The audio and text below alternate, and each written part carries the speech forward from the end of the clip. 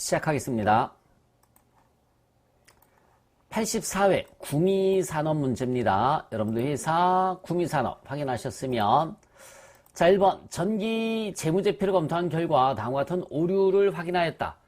관련된 재무제표를 수정을 해라 라고 나와 있습니다. 여러분들 이렇게 관련된 재무제표를 적절히 수정을 해라 라고 나오면 반드시 손, 제 작업을 해주셔야 됩니다. 한번 천천히 같이 한번 해보시기 바랍니다. 자, 일단은 전기분 원가명세서죠. 전기분 원가명세서에 가셔서 뭐가 누락이 됐습니까? 접대비가 누락이 됐어요. 자, 접대비가 250만원 누락이 됐습니다. 그러면 제품 제조원가가 나오죠. 메모를 먼저 한번 해볼까요? 제품 제조원가가 1억 2,203만원이 나왔습니다. 제품 제조원가. 네. 그 다음에 빠져나와서 손익계산서, 전기분 손익계산서를 들어가시는 거예요. 손익계산서에 가셔서 매출원가를 찍으면 제품 제조원가가 다르잖아요. 요 금액으로 수정을 해줍니다. 1억 2,203만원. 네, 수정, 확인. 그럼 당기순이익이 3,332만원이 나왔죠? 메모하겠습니다. 당기순이익이 3,332만원이에요.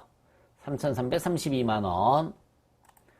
빠져나와서 잉여금 처분 계산서 갑니다. 이제 제손이제니까 잉여금 처분 계산서에 가서 당기순이익이 다르잖아요. 네, 불록이 해도 네, 됩니다.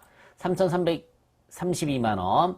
맨 위에 미처분 이익여금 메모합니다.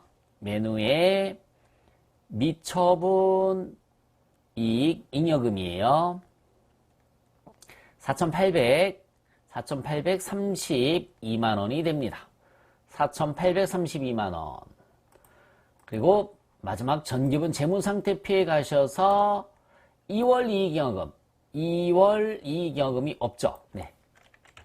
2월 이익여금이 4,832만원. 자, 엔터 치면 여기 빨간색이 없어질 겁니다. 엔터. 됐죠, 여러분? 네. 미처분으로 입력하는 거 아니에요. 여기는 2월 이익여금 이렇게 입력하는 겁니다. 자, 2번 문제 볼까요? 거래처별 초기결 자료를 검토해서 수정 또는 추가 입력해라. 거래처별 초기결 문제입니다.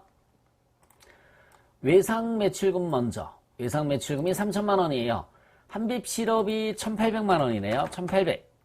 오진기업이 1,200. 고쳤습니다. 외상매입금은 지유기업이 700이에요. 그리고 시원이 350이에요. 350.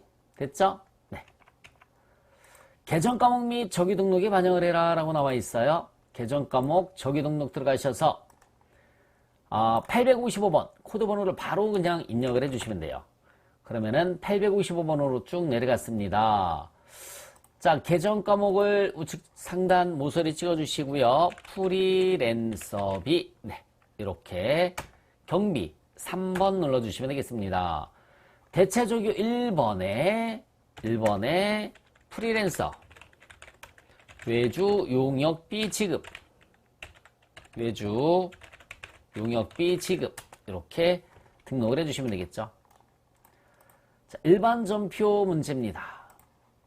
일반전표 8월 9일 날짜예요. 국민은행 이자 수익 중에서 원천징수세액 빼고 나머지가 보통예금에 입금됐습니다. 원천징수세액은 자산 처리할 것. 대변의 이자 수익이 먼저 가면 되겠죠. 대변의 이자 수익이 요거 빼고 보통예금에 입금됐어요. 그러면 선납세금 자산 처리할 것 이게 선납세금이에요. 9,240원.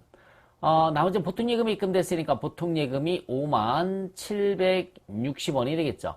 이자는 토탈 6만원이 됩니다. 전표 입력 같이 하도록 하겠습니다. 차변에 선납세금이 9,240원. 또 차변에 보통예금이 57,760원.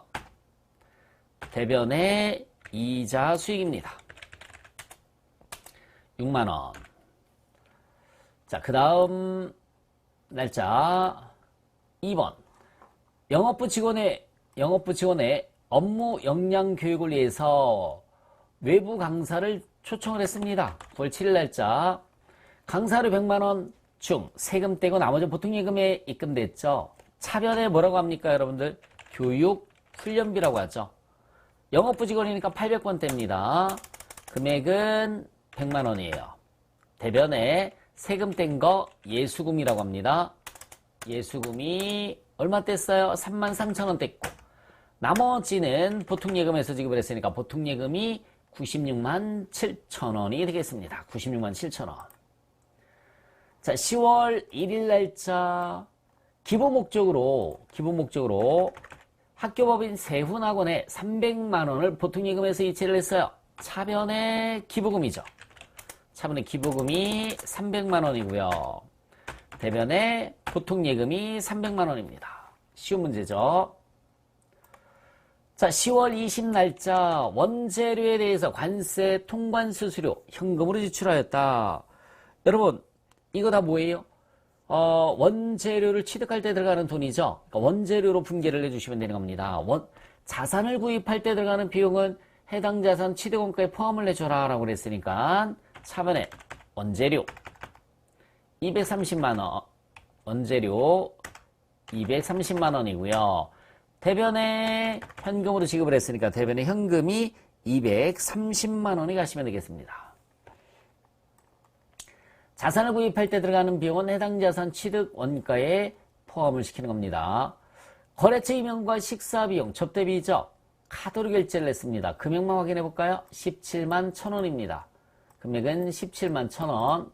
여기 그죠? 카드로 결제를 했어요.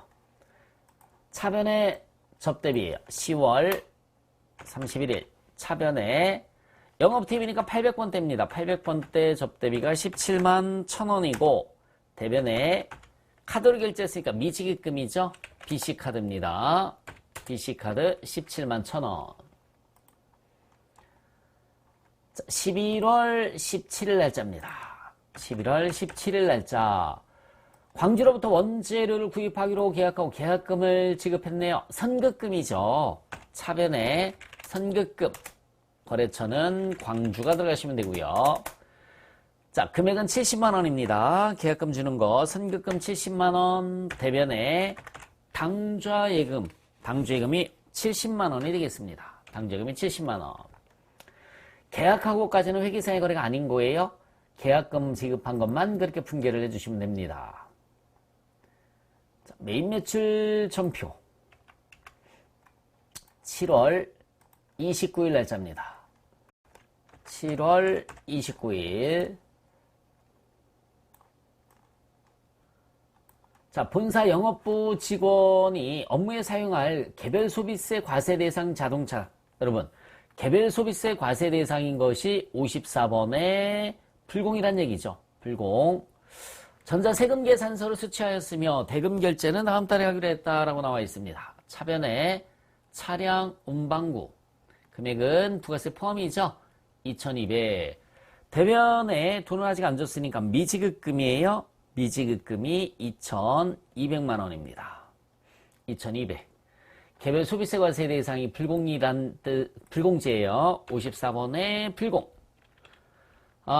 자동차를 구입했습니다. 공급가액은 2,000. 거래처는 울산 자동차고요. 전자 맞죠? 불공제 사유 F2번 눌러서 3번의 승용차 구입, 분계는 3번의 혼합입니다.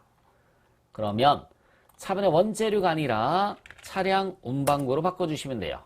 차량 운반구. 그리고 대변의 미지급금입니다. 대변의 미지급금. 자, 8월 16일 본사 영업부서에서 사용할 책상을 구입을 했습니다. 8월 16일 날짜. 대금 220만원 부가세 포함해서 지급하고 현금 영수증을 받았습니다. 비품으로 회계 처리할 거. 그러면은 61번에 현금과세가 되는 거죠. 61번에 현금과세예요. 61번에 현금과세입니다.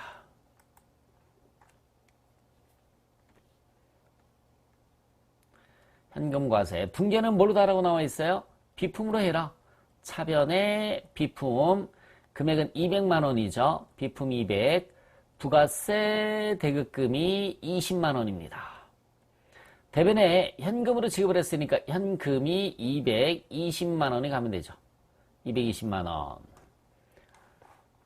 저 입력 한번 해볼게요. 8월 16일 61번에 현금과세고요. 책상을 사갖고 왔습니다. 책상. 200만 원. 부가세 포함해서 입력해 줘야 되겠죠. 220. 그 다음에 순옥 가구입니다. 순옥 가구. 분계는 현금 지급했다고 그랬어요. 현금 눌러주시면 되고요. 원재료만 비품으로 바꿔주시면 되겠습니다. 원재료만 비품으로 바꿔줄 것. 3번. 제품을 현금 매출하고 간이형 수증을 발급해 줬습니다. 여러분, 간이형 수증 발급해 준 거는 이 간이형 수증 징빙으로 인정을 못 받아요. 그래서 14번의 건별로 다 들어가시면 돼요. 14번의 건별. 9월 23일 14번의 건별입니다. 제품 88,000원. 세금 계산서가 아닐 때는 다 부가세 포함해서 입력해 주세요. 황정숙이고요. 분계는 현금 매출했습니다. 그러면은 차변에 입금 그쵸? 현금이니까 대변에 제품 매출 부가세 수급 맞죠? 네. 10월 21일 날짜예요. 다음과 같이 제품을 판매하고 전자세금 계산서를 발급했습니다. 10월 21일 전자세금 계산서 발행했으니까 11번의 과세죠. 제품이고요. 공급가액은 얼마입니까? 수량 단가 나와 있으면 입력해 주시면 돼요. 여기 전자세금 계산서에 써있는 그대로 입력해 볼까요? 전자제품. 그냥 제품에도 상관없습니다. 수량 200개, 단가는 5만원. 입력 안 해도 채점에는 반영이 안 됩니다. 거래처는 에피상사고요. 거래처는 에피상사. 전자 맞죠? 분계는 전에 외상을 했다고 나와 있어요. 외상. 2번에 외상 매출금입니다. 자, 그러면 차변의 외상 매출금 1100만원, 대변의 제품 매출 부가세 수급 맞죠? 네. 엔터. 11월 9일 날짜 넘어갑니다. 11월 9일 날짜. 자, 원재료 1000개. 1000개.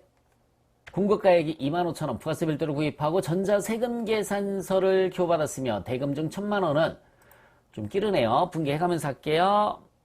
여기까지.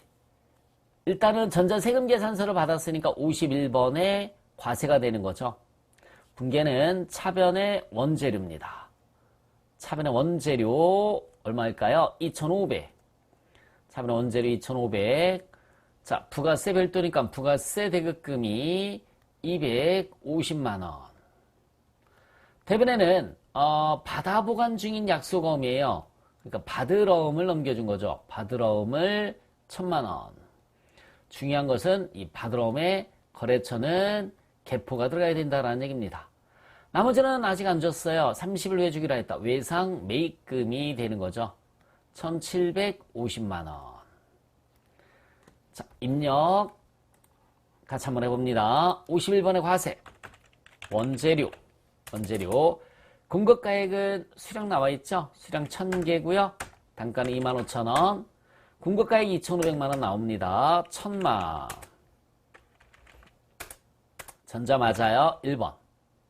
그죠? 분계는 3번의 혼합이에요. 차변의 원재료 부가세 대금 맞죠? 대변의 받으럼. 중요한 것은 받으럼의 거래처가 개포가 들어가야 된다고 그랬습니다. 금액은 1,000만원이고요.